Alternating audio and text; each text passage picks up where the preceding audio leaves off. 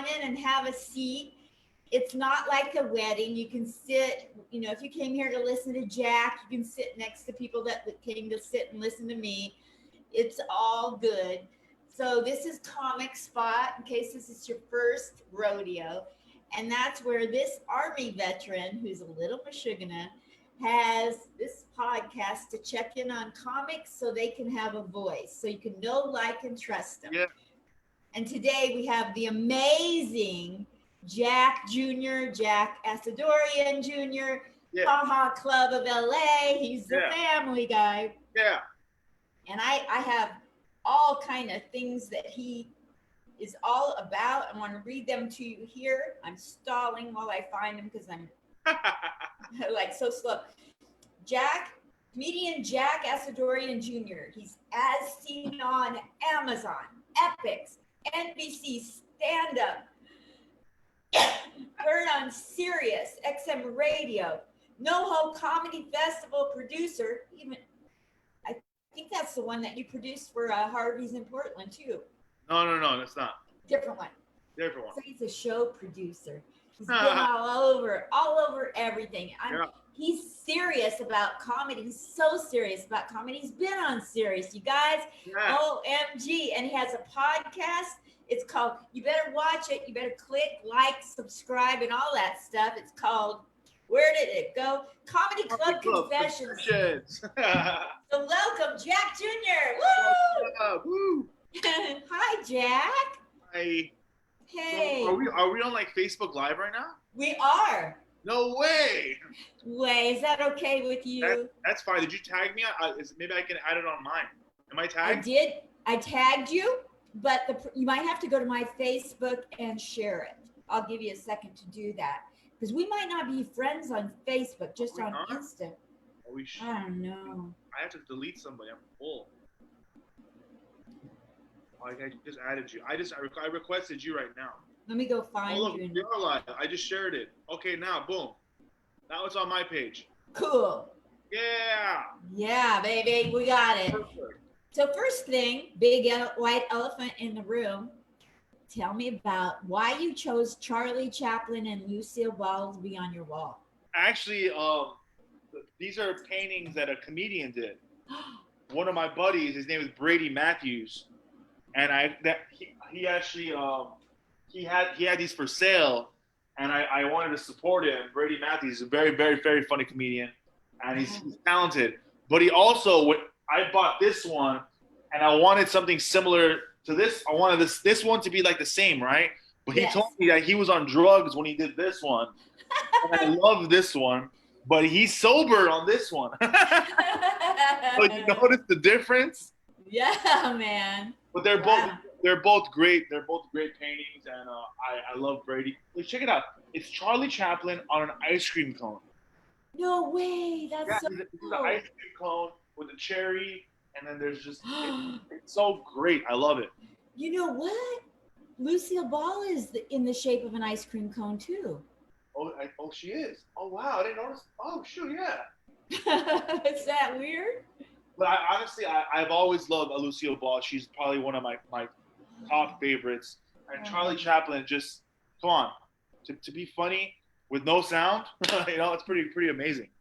I was just on a geriatric comedy writing thing with a lady that's a writer for the late night. She helps seniors, and we were all trying to come up with an up-to-date version of the Lucille Ball show, and we were throwing in ideas, Yeah, I thought it would be really cool to have, the whole show, and then at the end reveal that Lucy and Ricky were played by the children. Aww. Wouldn't that be cool? That would be really cool. Yeah. Yeah. That was kind of fun doing that today. So talk to me about your early childhood. You're funny. I've seen you at your Christmas party. Your dad and your mom let me come in from Harvey's. Yeah. So how early? My early childhood, like growing up? Yeah. I mean, when I grew up, I was just a regular asshole kid, I used to drive my parents crazy. I was the youngest. I had two older sisters. I would always annoy them, and I was very into sports. I played soccer, basketball, And my father always, there was no after school hanging out with your friends. It was always go to the club. So I grew up a lot in the club, watching, learning. Not comedy. I would at the time, I was like washing dishes and making margaritas. I was like 11 years old. I was like always working. My dad really made me work since like as a like child labor, but it's it's a family business, so that's how it always is. A lot of people think that we had the comedy club forever and I'm some spoiled little kid. No, Yes. the comedy club wasn't originally a comedy club till the early 90s. It originally was just a Mexican restaurant in 1987. Wow. And yeah, it became a comedy club in the 90s. I grew up around comedians. Never wanted to become a comedian. Just I was just around it a lot. I was around it a lot. All my friends were comedians. They were a lot older than me. When I got older, I moved out of the house at 19 years old. I got my own apartment. I literally had 3 jobs. I was working at T-Mobile and on Champs, and I was a basketball scorekeeper.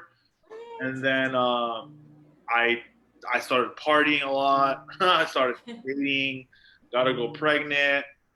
Uh, had a kid. Got a divorce. Then that's when I started doing comedy because I needed like therapy because the divorce and the kid and all that. And I asked my father for advice. I was like, "Hey, Dad, I need help. Money for therapy. Can you help me?" And then my dad's exact words were, "Are you crazy? You know how expensive therapy is?" He goes, "Go on stage and go cry." Oh, how cool. So that's how I became a comedian. My dad was kind of pushed me into going on stage, my friends, and then I've been doing comedy for 11 years now. How did you get so freaking funny? Because I saw you at the Christmas party. Your material is so good. Oh, thanks. I don't know. It's just all life experiences, and I've always said surround yourself with funnier people than you, and that's how you become funnier. A lot of comics hang around comics that aren't as funny, and I feel like they don't grow. So I always like to surround myself with very funny people, and I always have really good energy, and I always try to make the best out of everything. If you're in a bad situation, try to find something fun out of it and just be happy. Absolutely. That sounds fabulous. So, when was the very first time you got on stage? How nervous were you, and how did the first time go? The first time I went on stage, it was by accident. I was running the open mic. I was the bartender at the club. And I would always write jokes on pieces of paper and then give it to my friend Vincent Oshana or Damon Wayans Jr. I'm like, "Hey, man, go try this joke. Go try this joke." And then finally, I was in the showroom, like picking up glasses, like from the tables.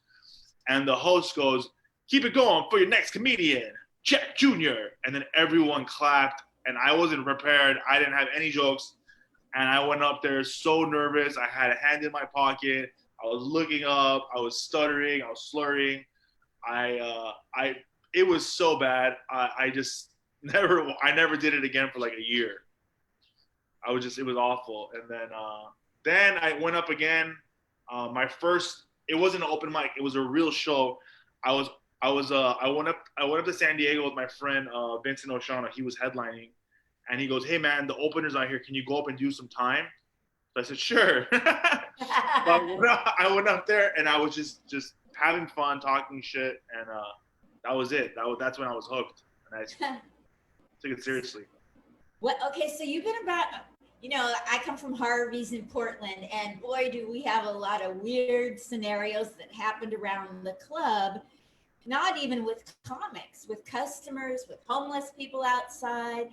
Not to make fun of the homeless, but sometimes comics would egg on the homeless people. So it's more about how comics don't know how to behave around the homeless.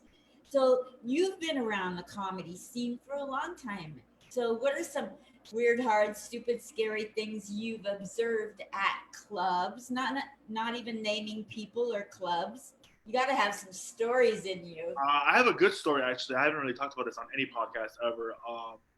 When I was working at the club at the Haha, because I used to work there like from busboy to waiter to manager to booker, all that.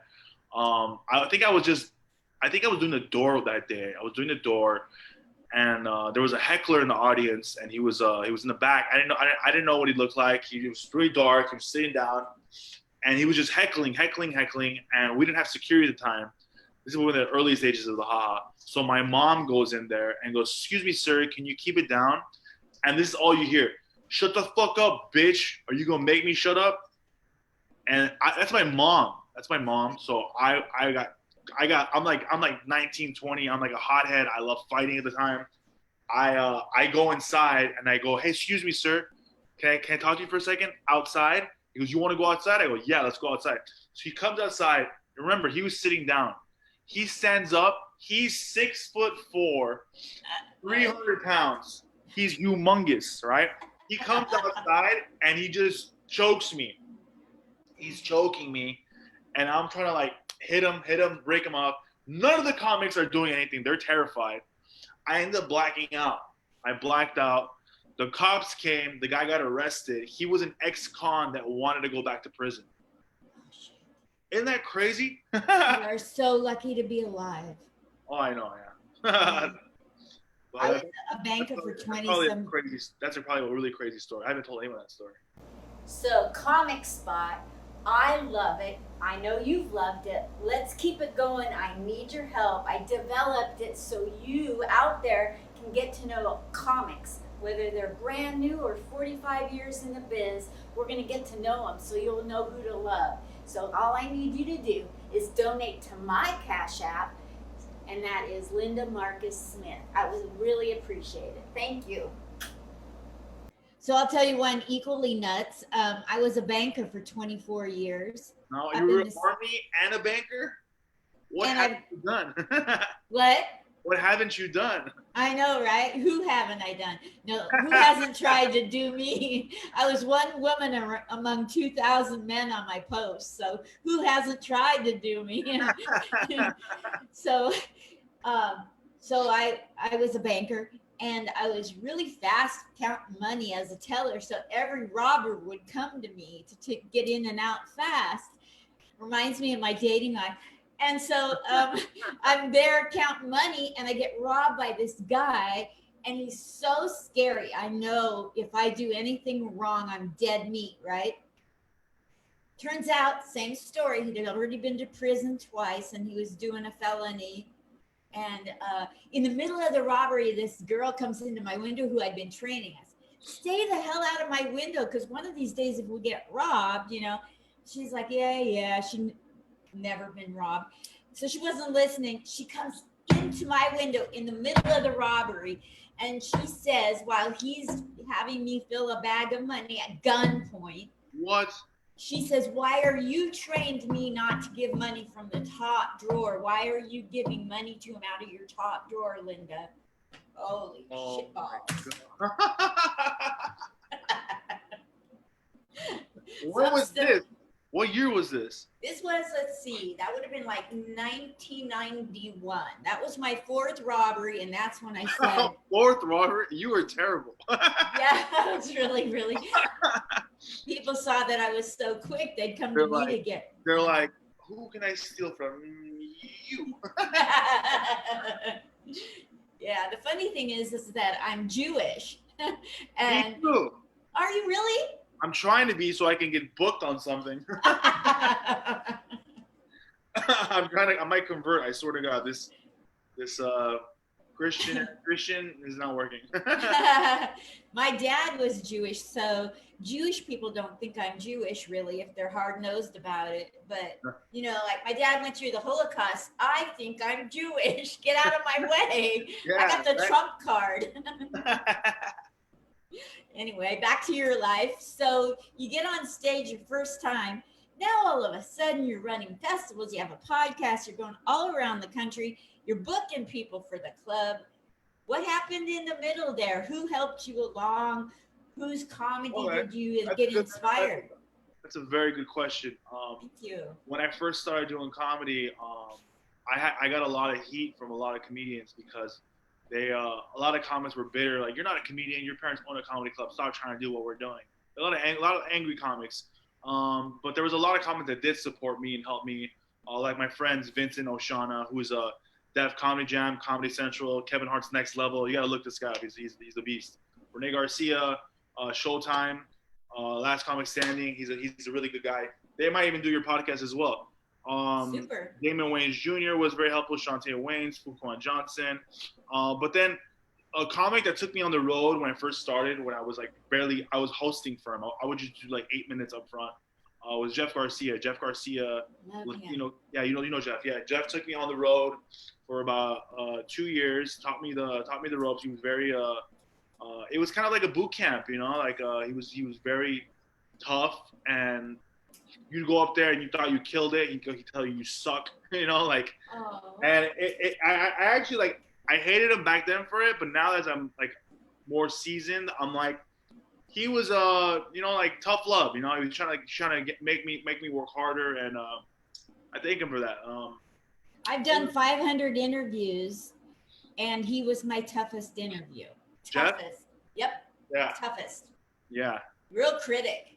Was he sober? I don't know. But he apologized after, but it was at the beginning of the pandemic too. But was it made me dig deep. It makes you dig deeper though to get that feedback. But other than that, Jeff, and then from Jeff, Damon took me on the road. I recently got to open up for like Craig Robinson, David Spade, Marlon Wayans. I learned a lot from. Honestly, it didn't have to be a big name. I like my dad told me, take what's good from people and leave what's bad. So like I've met a lot of great people along the way. I did a festival like about 4 or 5 years ago called the Big Pine Comedy Festival with Hillary Hudson, and she taught me a lot about the festival. I never even liked festivals. I thought it was a waste of time.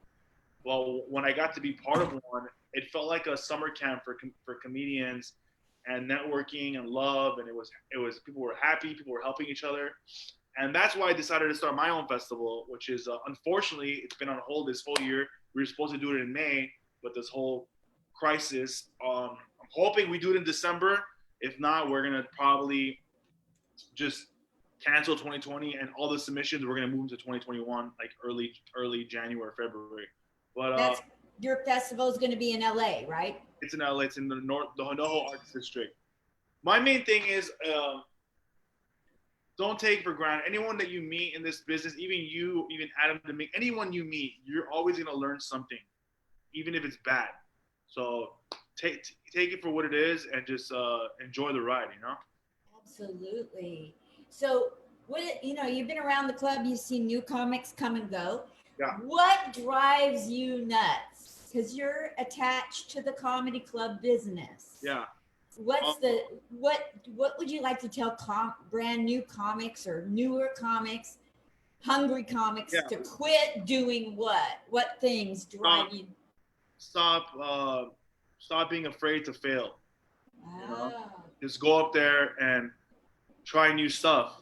You know, you're a new comic. If you're a new comic right now, and whatever jokes you're doing now, you're not going to do in 10 years. You know, you're not writing your Tonight Show special right now in your first year. Right now what you're doing is you're just trying to find your voice and just get comfortable on stage. So don't be afraid to fail. Go up there and do it. You know, stop saying I'm gonna go to this mic, and then I hate comics that go to like 5 different open mics the same day and they do the same crap over and over and over and over. Like, stop it. You know, like, if they didn't laugh the first time, probably not funny. You know, change it up, rewrite it, do something else. You know, exactly. That's pretty much it. Just don't be afraid to take chances and make it happen. You know, like this is something I feel like a lot of us right now, or a lot of comics right now, are really suffering from this right now. We're not able to, like, I'm having a lot of fun right now. I haven't got to talk like this in a long time, so this is fun. Isn't it? Just do it. Just do it and be happy and stay positive. And don't surround yourself with bullshit people. That's really good. How has the pandemic made you a better human? How are you going to come out of this bullshit we're going through? Because, like, what's the takeaway for you? I mean, the first 2 months, I was really positive. I said, you know what? I'm going to treat this like prison. I'm going to work out every day. I'm going to eat healthy. I'm going to do these live shows every day. And I was doing that. I was doing Instagram lives every day at 7 o'clock. I was really positive. I was reading, eating healthy. And then after my birthday, it was like we're in May now and we're still locked down. I started going into like a little slump. I was depressed. I stopped going online. I stopped watching the news. It was really hard because I wasn't working. That was the problem. Like money was still coming in because of unemployment, but it still wasn't the money I'm supposed to get. You know, I was canceling show after show after show. I wasn't seeing friends or family. I was just on lockdown, and it really hurt me, and I was really kind of fucked up here. And just lately, I've been turning it around. I actually went to go apply at a job. I'm actually selling cars now. Oh, that's so cool. Because I said, you know what? I'm not gonna stay at home. I'm not gonna be freaking trapped at home. I'm a hustler. I'm gonna do what I have to do. I mean, I hustled my way all the time. I used to freaking sell drugs when I was younger. I did whatever. Do what you have to do to be happy. So I'm like, I'm gonna get a job. So I applied. I'm an auto broker. I'm actually getting my license tomorrow. Wow. And then that's it. Like that's the best advice I can give anyone. Like, don't sit around and wait. You know, just keep yourself busy. Like up here. You know, don't just be at home. So as an auto broker, does that mean you're going to have your own dealership, or you can buy and sell cars on the side? Or I'm basically working for a friend of mine. He has a company, and basically I can get you any car you want, like wholesale. Wonderful. So if people need a car out there and want to help you out, you want to save like $3-4 grand? What's up? Hit me up. Yeah, do it, you guys. I'd like to get a car for my daughter. I don't think she has one, but she hasn't spoke since that's why I started comedy. She hasn't spoken in 6 years. Oh, really? If I ever find out where she's at, I'd want to get a car and have it delivered to her. You haven't talked to her in 6 years? No, she won't talk. So I knew that was going to be a long time because I know my daughter. You know, it was. I got hit by a drunk driver in '96, and my daughter had to take care of me, and it was too much for her. So she walked away from it. So I started doing comedy. I'm so sorry to hear that. That's okay. I mean, you gotta find a positive in it. Yeah, you gotta stay positive. Other people need you to be positive. So yeah, that's another thing too. Like I'm looking at the positives. I've got like this being at home. I've got to spend more time with my family, my son, you know, Dominic, and I've been working on being a better father, going to the park and just doing. I'm freaking playing Monopoly now. Like I became a white parent. I'm all making peanut butter and jelly sandwiches, cereal, eggs, bacon. And I'm like, who am I? I used to be like, hey, we're going to McDonald's. Let's get this egg McMuffin, and I'm going on the road. That's it. Oh my goodness sakes! Yeah, my dad was a car dealer my whole childhood. No way. Yeah, he was cool. You'd have liked him. He was also a boxing promoter in Portland, Oregon. No way. And he sold furniture. So he had many different hats he wore. So you're originally from Portland then? Yeah. Oh yeah, my entire, except for like going in the military and traveling when my daughter was a model around the country. Yeah. So I love Portland. Portland's beautiful. I would move there if there weren't that many homeless people. Oh, there's so much homelessness there. It's just like it's okay to be homeless there. Yeah. It's like headquarters. It is. It's really it's a magnet place for that. Yeah. The word gets out, and that's where they go. So tell everybody about the focus of your podcast and who wants to listen to it and why. Well, I haven't done a new episode since like April, but I have a lot of good episodes on there. It's called Comedy Club Confessions, and it's basically I interview comics, and we all know a story, or we heard something that went down, or a comic treated you badly, or an owner treated you badly, a booker, something. And I talked to a bunch of comedians, and they basically tell their story of who not to talk to, who to talk to, or who's done what. And some comics talk shit about each other. It's pretty entertaining, and they're quick episodes. They're like 20 to 30-minute episodes. It's really great. My co-host at the time was Jared Cruz. I'm thinking about starting again soon. I don't know, but as of right now, I'm just at home writing and trying to get healthy. I gained some weight, trying to lose some weight, man. I gained like 10 pounds, so I did too. Change it up. We're not allowed to travel, but my hips have gone abroad. So bad. I better get running. I got another interview. You've been a doll. I'm so glad I got to talk with you, because otherwise you just think I kiss every man in a comedy club. Thank you so much. Thank you for having me. I appreciate you. The pro version will be out from Adam Dominguez in about 3 to 7 days, and I'll send it to you for you to share. Perfect. Thank you, right. Jack Assdourian Jr. I'll see you later. Bye. Love you lots. Me too. How do you get out of here? Totally.